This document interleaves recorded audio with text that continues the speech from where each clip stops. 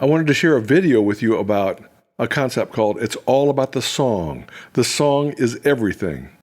So this video on the song is everything is an introduction to all of the aspects of it that relate to congregational songwriting and building worship teams and designing church worship song times. This video is about the overall philosophy of the song is everything, and it cannot be overstated. It's a critical part of the heart and soul in communicating God's love and a critical tool for congregational songwriting and worship leading. And you will feel it when it's missing. I wasn't even going to make this video or even series of videos until 3 or 4 months down the road, but this subject is weighing on my heart on several levels, and I wanted to share it with you. As I say, this video will be an overview on the philosophy I have on the song is everything. And I'll continue to promote this video and other videos around this concept over and over again because I'm very passionate about how this affects this particular subject, how strongly it ties to songwriting, leading worship, and planning worship time. I needed to share this with you. I'm in the middle of an online songwriting course given by Matt Maher, which I fully recommend, by the way. And he also believes this same way about this subject that I do. It's also a part of his songwriting course. And so the next quote, I give this man full credit for that quote. He knew how to put into words exactly what I was thinking. I'm borrowing it from him, okay? This is it. The main instrument of a worship song is not the singer. It's the sound of the church singing the song. So never lose this passion about your time of corporate and personal worship, and let this passion completely dominate you and your thought processes as you write congregational worship songs and as you lead worship and plan worship song times. In line with the song is everything concept, Matt is reflecting on this using the analogy of musicals. Musicals are story songs in Broadway stage and film format, and these songs often better explain what's happening more than mere dialogue, more than words could ever do. Our life and our faith journey can often be explained this way as well. We sing songs in the key of life, as Stevie Wonder says. We can often better explain and express what's going on in our life and our minds much better listening and relating to songs. Yes, we often say, that's what I'm trying to say. And that's the power of writing worship music. Sunday after Sunday, sometimes that's a Wednesday or another weekend or weekday, or in a minivan, as Matt related, or in the shower, people are looking for a way to express their hearts to God. People are looking for a way to explain how their heart feels, how it hurts, how it loves, how it lives. We're looking for a way to find our voice because the word process often paralyzes us. I know it paralyzes me when I'm trying to think through these things. And then all of a sudden comes a worship song. People rally together in one voice and say, yes, this is what I was trying to say. This is the power of the worship song. People come together and express their hearts in one loud voice to God. But the song is everything for our particular genre, the Christian church song genre. The song is everything, and this is what I mean by that. Songs are a part of how we communicate, and we have since the beginning of recorded time, but communication we have with songs in church is completely different than any other use of a song. Let me try to explain. There is no other place on earth that I know of where the right song brings healing, it brings understanding, it brings the needed relationship building between God and amongst ourselves. And there is no other gathering on earth that I know of where people who come that are searching can get a glimpse of what they're seeing when they search for God in this gathering of people. And they're looking for that connection on how God answers these life questions for them and how God answers the how and the why they are feeling the way that they're feeling. There's nothing that compares with a church full of people singing, crying at the top of their lungs to the love of their life, their creator, their sustainer and mercy giver, their sacrificial friend, and their savior. Most of the great worship songs of all time come from a place of tragedy. Why? Because they come from the deepest depths of the writer and the artist's heart. People that are hurting, people that are sick and have tragedy are drawn to songs to help them sing what's on their heart. In Matt's songwriting course, he mentioned something about a conversation he had with another songwriter, and the other songwriter said something like, "Your fans are really hurting," something to that effect. Well, it's because of this. Matt writes excellent songs that draw in the searcher and those who are hurt. We all are hurting and have current hurts or hurts that haunt us now that happened in the past. Every one of us. No matter if you go to church or not. But people feel very comfortable in churches and worship settings, and they feel comfortable enough to be honest about how they're feeling, how they're doing, what's going on in their lives, and what they're seeking. Seeking some comfort and joy, seeking who God is and what he can do for them, and just someone who will listen to them. This is very much a target audience, if you want to say it that way, for congregational worship songs. I'm not saying at all that congregational worship songs need to give the message of comfort and hope and an open ear all the time. What I'm saying is that this is to be expected in church. This is where people who have often hit rock bottom come to find new life. And Jesus was very aware of this, wasn't he? He grew up in a world that was highly oppressed by the Roman government. So many people were sick and poor, and this isn't unlike the world that we have today, right? We have highly oppressed groups of people who are poor and downtrodden by those who have wealth and no heart. And, some of the other money system things that we have going on. Anyway, and Jesus says, whatsoever you do to the least of these, you have done to me. How much pause does this message give your heart today? Yes, it's about the greatest story ever told and why Jesus came and why he died for us. But we need to communicate the message that Jesus would have us communicate, that he brings peace, not as the world defines peace, but peace and grace that only he can provide. The main instrument of a worship song is not the singer, it's the sound of the church singing the song. What's in this video right here for you?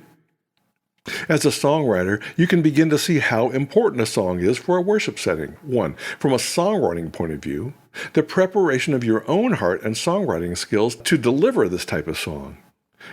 2, from a lead worshiper point of view, and I mean anyone who is on the platform. Are you interested in learning more about how to be the best worship team member you can be? It's about the preparation of those who are on the platform, preparation of the heart, and spiritual preparation to be God's messenger in song. Preparations of the song not only for excellent delivery, but to remove your distractions from the delivery. 3, establishing a culture of worship and building a worship team, understanding why everyone is there and how special that calling is. And the expectations of the technical planning, the song selections, etc. Are you ready to learn more about why people come to church and how to establish a culture of worship and design worship song time and services? The main instrument of a worship song is not the singer, it's the sound of the church singing the song. And we can't prepare a church service with worship times where the only message is something that we want to construct and that we want to communicate. We have to prepare a church service to communicate a message that they are ready to hear, to be proactive in the ministry of Jesus to his people, and to partner with Jesus in his ministry. So, There's the aspect of the song is everything for educating songwriters and for building worship teams and designing church worship song times. All of the above. These things are all highly intertwined. What's in it for you? What aspect would you like to learn about? Please write what you'd like to learn about in the comments below. The technical aspects, the music and sound aspects, the preparation and delivery aspects in a worship service are all intertwined, as I said, and it all comes down to the beating heart of worship and why we do what we do. This is all a part of the process of writing material for this YouTube channel. All of this regarding it's all about the song, but also in preparation for writing the curriculum of the Worship Songwriting Academy. Many of these videos will find their way to that platform eventually. And now particularly about songwriting. I'd like to tell you what you can expect in future videos regarding It's All About the Song as it relates to songwriting. The song is everything is the basis for understanding how to write great worship songs. There will be a video or two regarding the philosophy as it relates to songwriting, and a couple more to see how it ties to the actual tools of the congregational songwriter. There will be custom tools as well as time-honored songwriting tools regarding great communication skills. The song is everything philosophy touches all of the custom and time-honored tools in this congregational songwriting education, but in particular, the spiritual preparation of the holistic songwriter and the 5 disciplines of the holistic songwriter, which are: take action to align your ministry with Jesus, the concept of fishing in church. You may be familiar with that concept from my book, How to Be a Worship Songwriter. I will share that among step 1.